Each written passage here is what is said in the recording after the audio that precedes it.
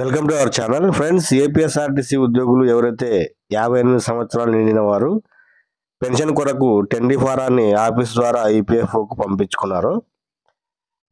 వారిలో కొంతమందికి ఈ విధంగా your online claim form 10D has been rejected by EPFO అని మెసేజ్లు రావడం జరిగింది.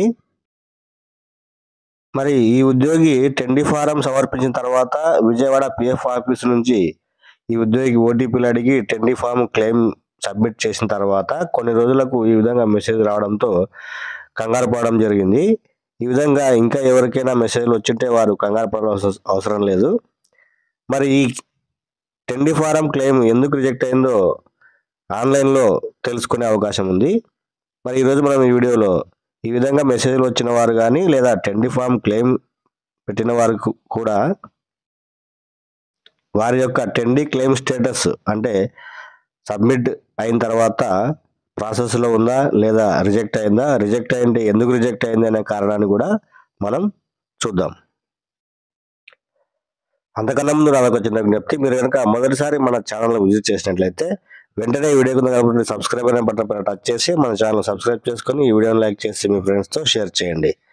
సరే, ఇక 10D క్లెయిమ్ స్టేటస్ తెలుసుకోవాలంటే ముందుగా మనము గూగుల్ సెర్చ్ బార్లో మెంబర్ పోర్టల్ అని టైప్ చేసి సెర్చ్ చేయాలి. ఈ విధంగా మెంబర్ పోర్టల్ అని టైప్ చేసి సెర్చ్ చేయగానే మళ్ళీ మనకు నెక్స్ట్ పేజ్ ఈ విధంగా ఓపెన్ అవుతుంది. ఇక్కడ మళ్ళీ మనకు టాప్లో మెంబర్ హోమ్ అనే ఒక ఆప్షన్ వస్తుంది, దానిపైన టచ్ చేయాలి.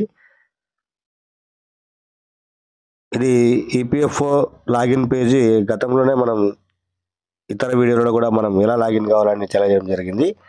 ఇక్కడ మనకి ఈ విధంగా ఓపెన్ అయిన తర్వాత ఇక్కడ మనము యూఏఎన్ నెంబరు, పాస్వర్డ్, యూఏఎన్ దగ్గర యూఏఎన్ నెంబరు, ఔద్యోగిక యూఏఎన్ నెంబరు, తర్వాత పాస్వర్డ్, దాని కింద క్యాప్చా ఇచ్చి సైన్ ఇన్ పైన టచ్ చేస్తే ఆ ఉద్యోగి యొక్క రిజిస్టర్ మొబైల్ నెంబర్కు ఓటీపీ వస్తుంది. ఆ ఓటీపీ ఎంటర్ చేసిన తర్వాత క్యాప్చా ఎంటర్ చేసిన తర్వాత నెక్స్ట్ ఆ ఉద్యోగి యొక్క ఈపీఎఫ్ఓ లాగిన్ పేజీ ఈ విధంగా ఉంటుంది.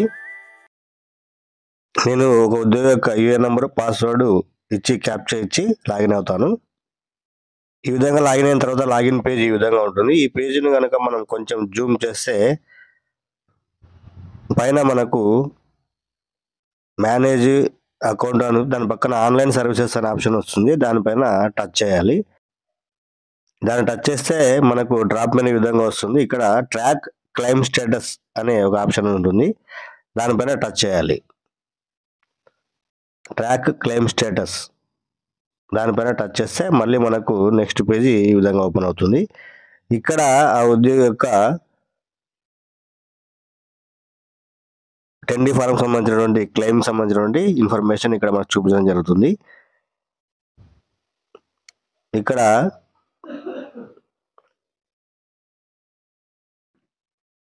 జూమ్ చేసి చూపిస్తాను. ఇక్కడ ట్రాకింగ్ ఐడి, తర్వాత form type 10D, submitted at portal, centre to field office. ఇక్కడ క్లెయిమ్ స్టేటస్ కింద కరెంట్ స్టేటస్ ఏమైనా ఉందో మనం ఇక్కడ తెలుసుకోవచ్చు. ఇప్పుడు కరెంట్ స్టేటస్ కింద claim rejected, employer is advise to submit NCP days demand letter along with wage bifurcation in prescribed format. అంటే ఉద్యోగి యొక్క ఎన్సిపి డేస్ అంటే నాన్ కాంట్రిబ్యూటెడ్ పెయిడ్ డేస్, అంటే ఉద్యోగికి ఎప్పుడైనా సస్పెన్షన్ రిమూవ్లో కానీ ఉన్నప్పుడు దానికి సంబంధించిన పిఎఫ్ కంట్రిబ్యూషన్ చెల్లించింటారు కదా, దానికి సంబంధించిన వివరాలు డిమాండ్ లెటర్తో పాటు పంపాలని ఎంప్లాయర్కు అడ్వైజ్ ఇస్తూ ఈ రిజెక్షన్ లెటర్ పంపించారు. అంటే ఇక్కడ ఉద్యోగి చేయవలసింది ఏం లేదు, ఎంప్లాయర్ మేనేజ్మెంట్ వారు తిరిగి దీన్ని రీసబ్మిట్ చేస్తారు ఆ వివరాలతో. మరి రిజెక్టెడ్ అని మెసేజ్ వచ్చిన వారికి అందరికీ ఇదే కారణం ఉండకపోవచ్చు, వారి కారణాలు వేరే ఉండొచ్చు. మరి ఆ కారణాలు కూడా ఇలా ఈ విధంగా ఆన్లైన్లో మనం తెలుసుకోవచ్చు. ఇక దీని పక్కన వ్యూ పీడిఎఫ్ అనే ఒక ఆప్షన్ కనిపిస్తుంది, డౌన్లోడ్ బటన్, దాన్ని టచ్ చేస్తే పిఎఫ్ ఆఫీస్ వారు క్లెయిమ్ చేసినటువంటి 10D ఫారాన్ని ఇక్కడ పీడిఎఫ్ ఫార్మాట్లో మనం డౌన్లోడ్ చేసుకొని చూసుకోవచ్చు. దాన్ని డౌన్లోడ్ బటన్ పైన టచ్ చేస్తే మన మొబైల్లో అది డౌన్లోడ్ అవుతుంది, దాన్ని మనం చూసుకోవచ్చు.